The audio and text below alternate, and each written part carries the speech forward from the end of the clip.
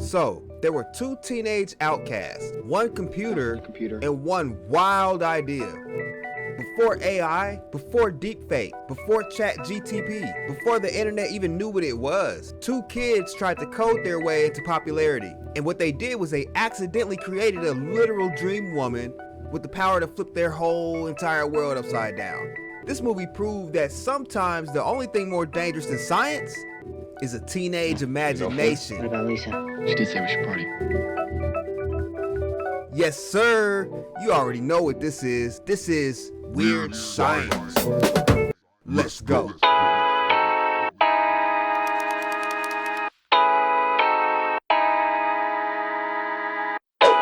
What up, Lab Fam? It's your guy CV, and welcome to Forgotten Flick Fridays, a series where we dig up classics, VHS oddities, and retro gems that absolutely deserve another moment in the spotlight. And tonight, we're diving into Weird Science, John Hughes' most chaotic creation, a sci-fi teen comedy that's equal parts genius, cringe, and pure 80s magic. It's a neon-soaked, hormone-powered amalgamation in which John decided to get really weird, and it worked out wonderfully. Released in 1985, Weird Science was John Hughes in a full creative sprint, coming off of 16 Candles in the Breakfast Club. But instead of high school angst, he went full mad scientist. The film stars Anthony Michael Hall and Elin Mitchell Smith as two nerdy teens that decide to Frankenstein their dream woman using a home computer, a Barbie doll, and enough electricity to power like a small city. And then we have Kelly LeBrock as Lisa. She's part genie, part mentor, and part chaos agent. And she actually turns their whole lives upside down, but in a good way, kinda.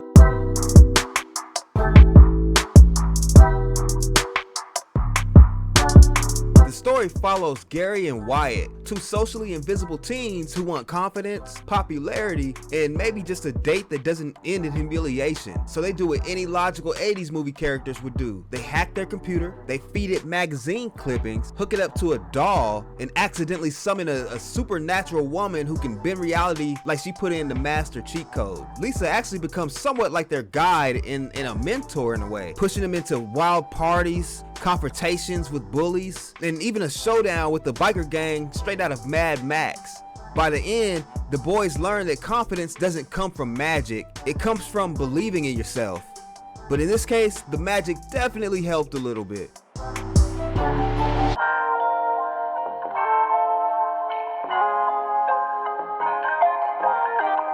This movie is peak 80s neon chaos. You have bright colors, fog machines, practical effects that look like someone raided a Radio Shack.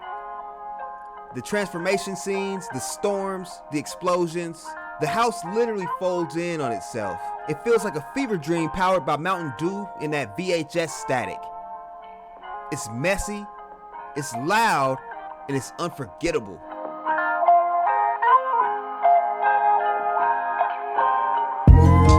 The soundtrack is a time capsule of that good 80s energy.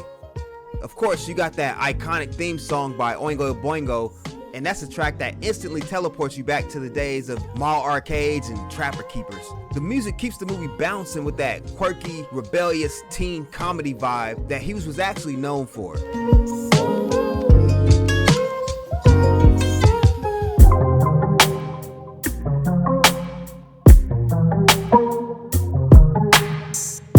Weird Science was written in just 2 days. Hughes was on fire during this era. Robert Downey Jr. appears as one of the bullies, long before that Iron Man money. Kelly LeBrock says she based Lisa's personality on Mary Poppins, but with the whip. The movie inspired a TV series in the 90s that ran for 5 seasons. The biker gang scene, those actors were literally from The Road Warrior. In my opinion, Bill Paxton might have played the best Big Brother villain in movie history.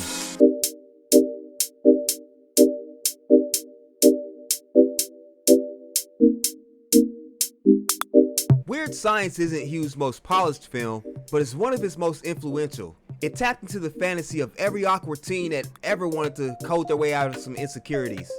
It also predicted in a weird way, a goofy way, our modern relationship with technology. AI companions, digital wish fulfillment, the idea that computers could actually reshape our lives. Back then it was science fiction, now it's a normal day of the week.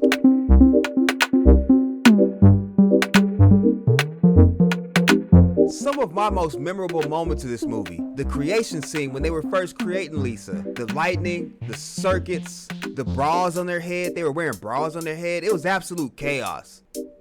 Then you had the scene where Lisa, when she first came walking out of that smoke and when she was standing in that doorway, man say, what? He's alive.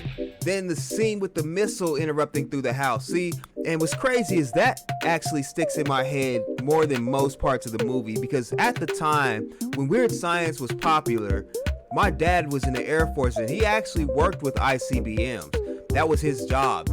And so every time I saw that scene, it made me think of my dad actually. That part will always have like a special place in my heart because of how in awe I was at that time. And that was some cool technology for the time. As an adult, I look back and see that was a really well done job. Or what about Wyatt's grandparents when they were frozen and they were stored like some leftover chili?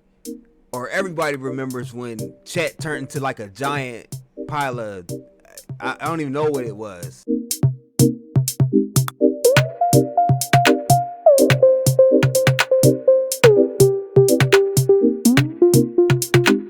Growing up, Weird Science was one of those movies that made you feel like anything was possible. Even if you were a nerd, or if you were the outsider or the kid that didn't quite fit in.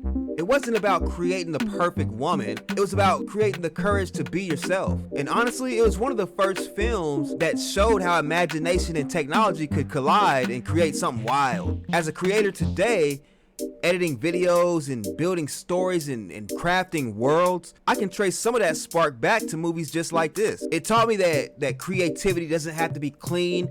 It doesn't even have to be logical. Sometimes it's messy, it's loud, and it's ridiculous. And that's where the magic lives.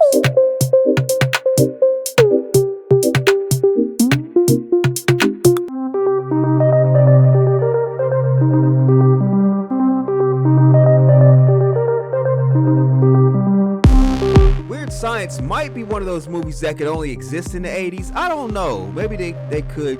Maybe it could be replicated. But it was just a chaotic blend of sci-fi, of comedy, and teen wish fulfillment. It's flawed, it's goofy, but it's unforgettable.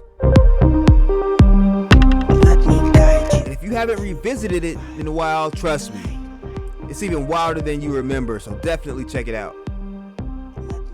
And if you enjoyed this trip back to 1985, make sure to hit that like button, hit subscribe, and drop me a comment telling me your favorite moments from the movie. This has been Forgotten Flick Fridays, and this is your guy CV. And as always, we'll be back next Friday with another banger.